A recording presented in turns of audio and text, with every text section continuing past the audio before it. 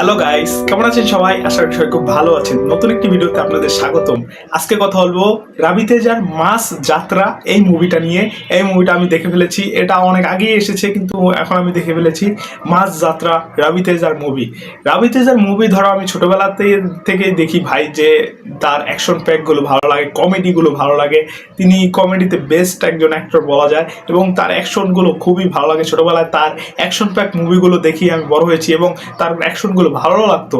কিন্তু এখন বর্তমানে 2026 সালে এসেও যদি এই রাবি তেজার মতো অ্যাক্টর যদি ভাই 2015 সালের মতো যদি করে কমেডি করে, তারপর সে ফাইট করে, এগুলো যদি দেখা লাগে ভাই, তাহলে আর ডিসঅ্যাপয়েন্টেড মতো হওয়ার মতো আর কি বলবো ভাই।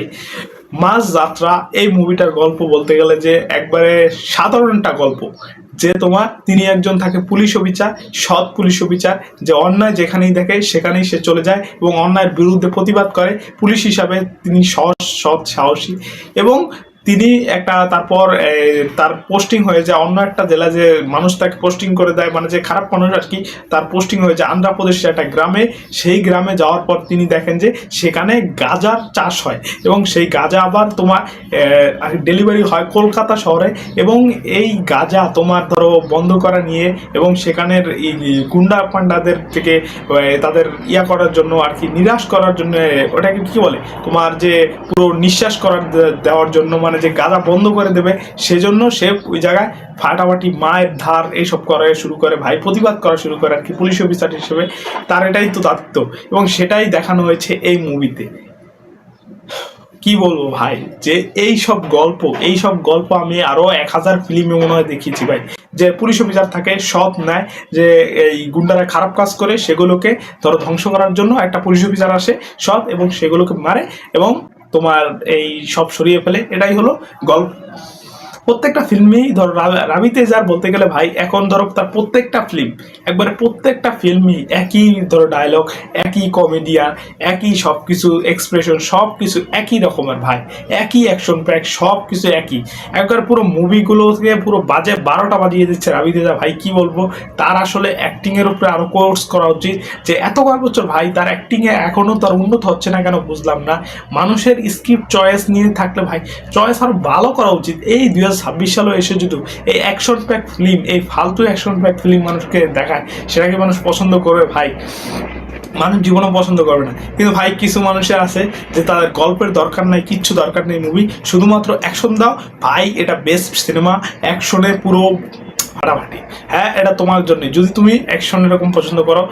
ধরো গল্প জাহান নামে যাক, গল্প তোমার যাই হোক না কেন, শুধুমাত্র ধরো যে রাবিতে যা আছে অ্যাকশন প্যাক করবে, শুধু অ্যাকশনের পর অ্যাকশন, তো মুভি তোমার জন্য। এটা সবার সাথে বসে দেখবে, সমস্যা নেই ভাই, শুধুমাত্র রাবিতে যা। এবং আরেকটাও ধরো এই মুভিতে আছে শ্রীলীলা, এবং শ্রীলীলাকে সবাই তো চিনো তোমরা বেস্ট ড্যান্সার হিসেবে। কিন্তু ভাই এই মুভিতে কয়েকটা গান আছে, এই মুভিটা যদি গান নাও দিত তাহলে সমস্যা ছিল না। এবং এই মুভিটার ধরো যে রান টাইম হলো 2 ঘন্টা 25 মিনিটের মতো।